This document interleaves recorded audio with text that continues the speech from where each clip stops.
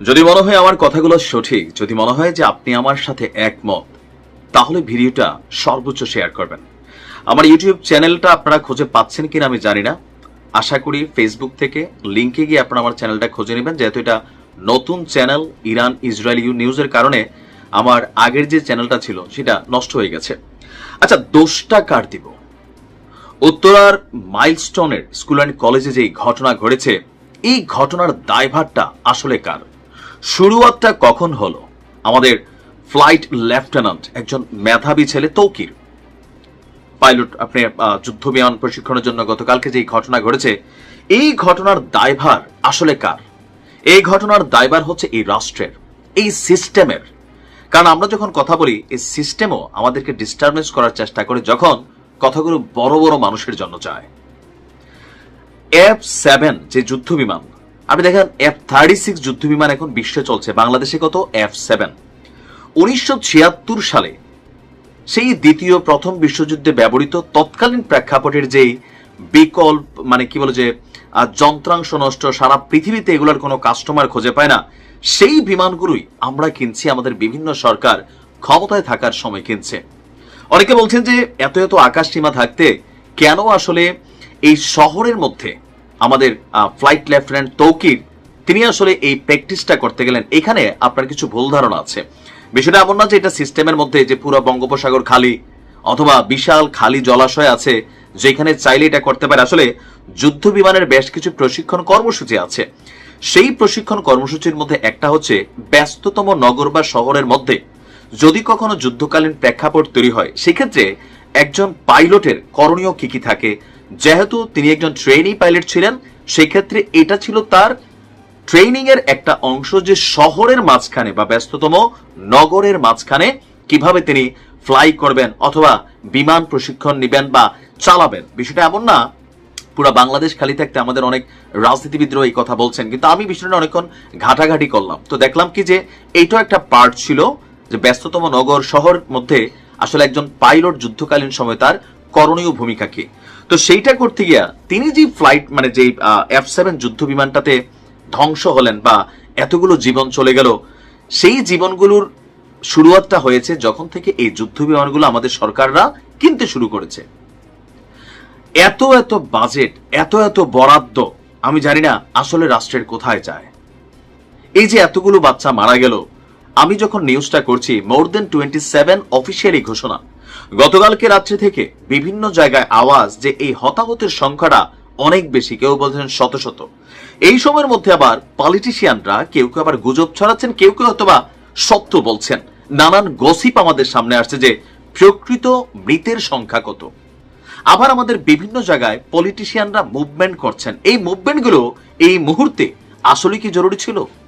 এখন যখন আমাদের রাজনৈতিক বড় বড় দলগুলোর নেতারা মুভমেন্ট করেন, তাদের সাথে স্বাভাবিকভাবে শত শত নেতাকর্মী অটোমেটিক যাচ্ছে। রাজনীতিবিদরা যথেষ্ট সাপোর্ট দিচ্ছেন, রক্ত পাঠাচ্ছেন, যাই করছেন, কিন্তু সেখানে যখন বড় বড় ক্যারেক্টাররা যাচ্ছেন, স্বাভাবিকভাবে সেখানে আরেকটা নেগেটিভ পরিবেশ পরিস্থিতি তৈরি হচ্ছে। এই F-7 যুদ্ধ বিমান বা আমাদের বিমান বাহিনীর যে বর্তমান অবস্থান, সবকিছুই কিন্তু সাংঘর্ষিক। পৃথিবী চলতেছে F-36 যুদ্ধ বিমান, যেটা আমেরিকার কাছে, রাশিয়ার কাছে, ইরানের কাছেও এর থেকে আপডেটেড বিমান, কিন্তু আমরা এরকম লক্কর ঝক্কর একটা যুদ্ধ বিমান দিয়ে প্রশিক্ষণ চালাচ্ছি। দেখেন, তৌকিরের জীবন নিয়ে আমার আফসোস নাই, কেন? তার লাইফটাই এমন।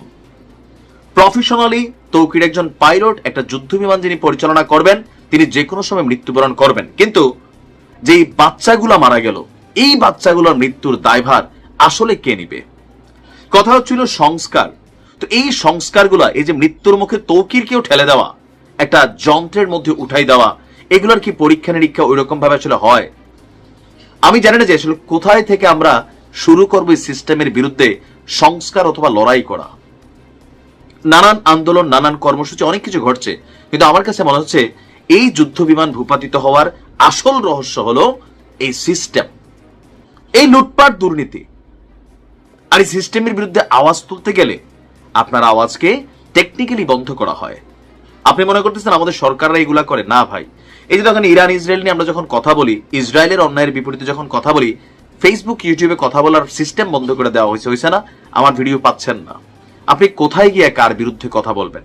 তবে আমার মনে হয় আমাদের বিমান বাহিনীর এই F-7 যুদ্ধ বিমানে গত গেল কয়েক দশকে 8 জন মেধাবী পাইলট জীবন হারিয়েছে। আর এই দুর্ঘটনার ফলে বিভিন্ন জায়গায় শত শত মানুষ তাদের জীবন হারিয়েছে।